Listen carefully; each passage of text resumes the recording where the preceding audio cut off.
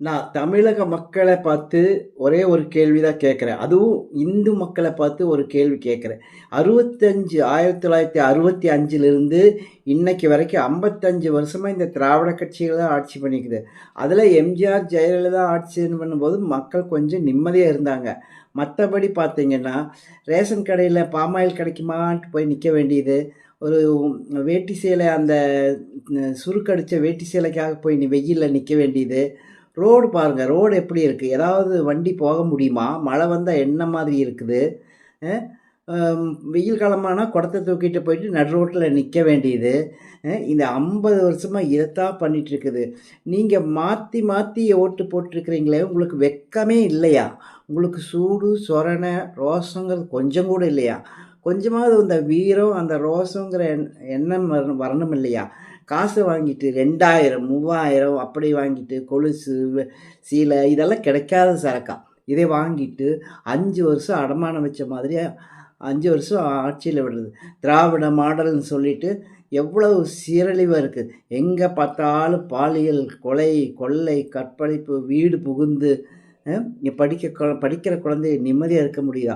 எங்க பார்த்தாலும் கஞ்சா, போதை, மது ஒழிப்பு. ஆட்சிக்கு வர்றதுக்கு முன்னால ஒரு வாக்குறுதி சொல்றது, ஆட்சிக்கு வந்ததுக்கப்புறம் அதையெல்லாம் சுத்தமா மறந்துறது. எங்க பார்த்தாலும் சின்ன பையனுங்க எவ்வளவு சின்ன பையனுங்க வெட்டி கொலை பண்ணி செத்துருக்காங்க. எவ்வளவு பெண் குழந்தைங்கள் செத்துருக்காங்க. 50 வயசு, 60 வயசு ஆன பெரியவங்களுக்கு தெரியும் இந்த திமுகவ பத்தி. மத்தவங்களுக்கு அதிகமா தெரியாது. அவங்களுக்கு எடுத்து சொல்லணும். இல்லைன்னா உங்க மகன், உங்க பேரன் நாளைக்கு இன்னும் நாசமா தான் போவாங்க. காசு குடுத்தா வாங்கிட்டு அடுத்த கட்சிக்கு ஓட்டு போடக்கும் கூட தெரியாதா? அந்த அளவுக்கு மடையர்களா நீங்கள்? அ அடுத்த கட்சிக்கு ஓட்டு போட்டா, அது என்ன புதுசா வர்ற கட்சி ஏதாவது இருந்தா கூட ஓட்டு போடலாம். இந்த மாரி போட்ட கட்சிக்கே போட்டுட்டு, இந்த மாதிரியே ஒரு ரோடு சரியில்ல, தண்ணி சரியில்ல, ரேஷன் கடைக்கு 2000 கிடைக்குமா? 1000 கிடைக்குமான்னு 5க்கும் 10க்கும் அல்லாடிட்டு இருக்கிறீங்களே, வெட்கமா இல்லையா? உங்களுக்கு சொரணையே கிடையாதா? சொரணைங்கிறது கொஞ்சம் கூட ரத்தத்தில கிடையாதா? தமிழர்கள்னு சொல்லிக்கிறீங்க, தமிழர்களா நீங்க?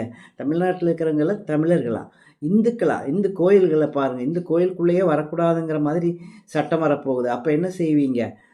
கோயிலுக்குள்ளேயே வரக்கூடாதுங்கலாம் அப்படியாவது இந்துக்கள் ஒழியணும், இந்துக்கள் வராம போகணும் அப்படின்னு தான் அவங்க எண்ணம். அதங்கூட தெரியாதா உங்களுக்கு? நாளைக்கு கோயிலுக்கும் கூட போக முடியாது. வேற எங்கேயும் போக முடியாது. இந்த மாதிரி நிலைமை தான் ஆகப்போகுது. இன்னும் திராவிட கட்சிகளுக்கு ஓட்டு போட்டீங்கன்னா, இதையெல்லாம் நிச்சயமா அனுபவிக்க வேண்டியது வரும். இத விட மோசமா அனுபவிக்க வேண்டியது வரும். அதனால பார்த்து இந்த தேர்தல்ல கவனமா பார்த்து, காசு குடுத்தாலும் வாங்கிட்டு, அடுத்த கட்சிக்கு ஓட்டு போட பாருங்க. அதுதான்